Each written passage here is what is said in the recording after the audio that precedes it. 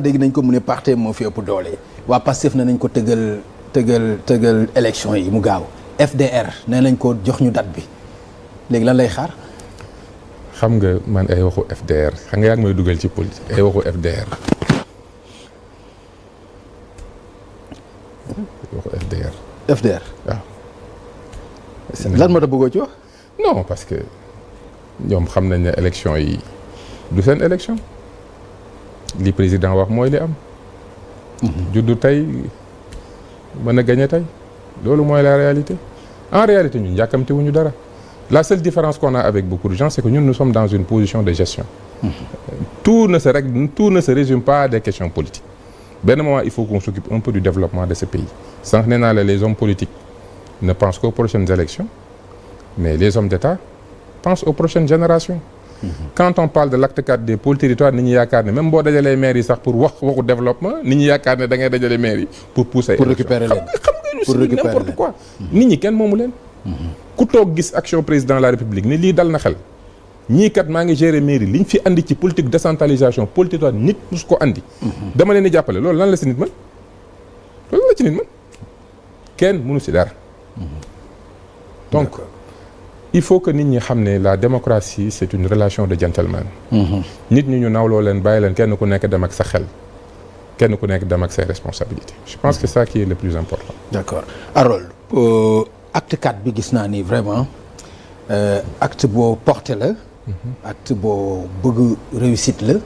muy pôle yi tey vraiment ni ma gisee nga expliquer ko est-ce que am na loo ci bëggoon wax aussi loo xam ni abordé wuloo ko bëgg nga ci gindi askan wi pour ñu xam importance bi et puis xam aussi vraiment taxawaay bi nga xam ni régime bi am na ko ci vraiment gën leen jàppale kenn ku ci ne ci zone bi nga xam ne sa pôle fa la féete nga mën ci gën a gis sa bopp. mu gën a mën a nekk développement parce que junj nga ma léegi ne ma. taxawaay bi mu war a am bu ko amee bor yi ñuy wax nii pour ñu résorber ko loolu du doon problème. waaw donc loolu c'est important pour askan wi. c'est important xam nga ñaari importance la. acte 4 day jël citoyen bi permettre que municipalité am di ko jox service. xam nga loolu dara ëpp ko solo parce que sénégalais bu ne li muy ñaan yàlla mooy am le sentiment d'offre de service public. ndax sama état présent na mi ngi may accompagner acte 4 loolu lay andi.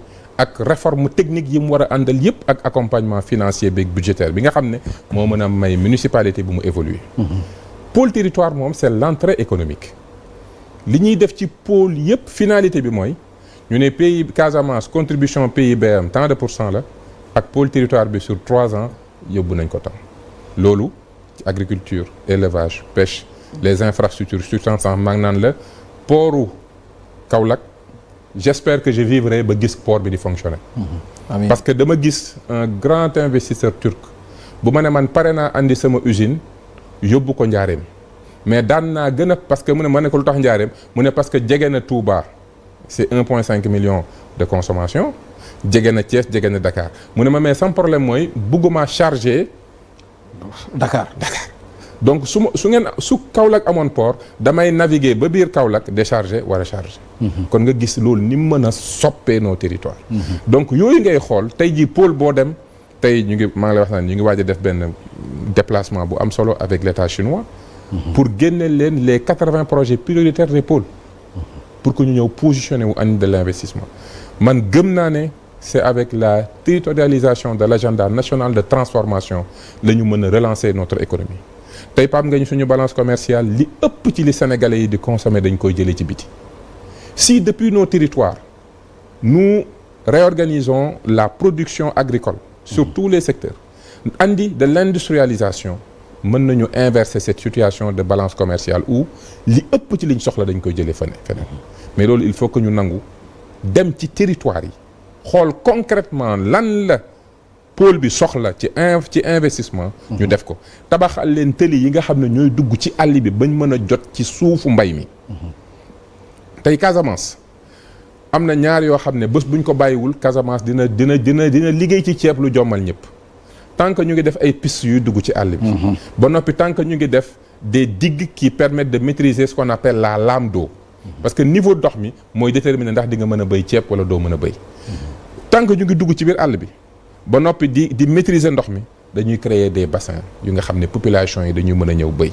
municipalité bi bu andee tracteur andi semence di nga gis ñu nga xam ne dinañ jóge ci capacité de production de 40 hectares dem ci ay 400 800 900. léegi municipalité bi lan la ciy gagné moom en contrepartie lan la ciy moom li mu ciy gagné mooy il a des acteurs économiques.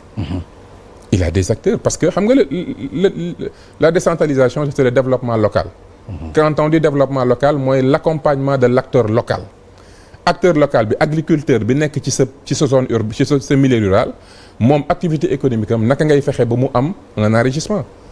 koo xamante ne nii 5 sacs ceeb la doon am de 100 kilos nga accompagner ko mu retrouver di am 30 wala 60 sacs c'est un enrichissement kooku tey c'est un citoyen qui gagne plus. S'il gagne plus il consomme plus. bés dina ñëw mu ne day tabax bu bëggee tabax fu muy jëlee autorisation bi. ci mairie bi donc aujourd'hui si nous nous battons contre la pauvreté fexe ba Sénégal bu nekk am ci loo jàpp da ngay gis nit ñi dañuy améliorer seen niveau de vie andi seen condition améliorer seen condition de vie. waaw loolu c'est important ma remercier la bu baax bàyyi la nga tàggoo ak mbokku téléspectateurs yi. Pape Ngagne maa ngi lay remercier. merci beaucoup yàgg naa am ay clients waaye tey je pense que ne am naa un sacré client. mais c'est un plaisir. c'est partagé. c'est un plaisir vraiment parce que vous maîtrisez l'actualité. Vous connaissez les enjeux. Vous connaissez les sujets. Et ça nous permet de naviguer dans ce cadre-là. Et ce que j'apprécie, c'est qu'autant on traite des questions politiques, des questions d'actualité, mais fàttewuñu le plus important. Effectivement. mooy impact bi ñu war a am ci askan wi en termes de politique publique. Et ça vraiment, c'est la marque des grands journalistes et ça je l'apprécie. Merci. Je vous en félicite. di ñaan yàlla mu wane la waat ñu. ñu continuer waxtaan wi. toujours dans l'intérêt des populations. bu dee wax naa fii loo xam ne déranger na nit maa ngi ko jégalu parce que kaddu ci yëkkati kaddu ci réew surtout ci télévision bu nga xam ne ñëpp a koy déglu. dafa diis te réew mi dama koy faral di wax ne loo doon njiit ak koo mën a doon.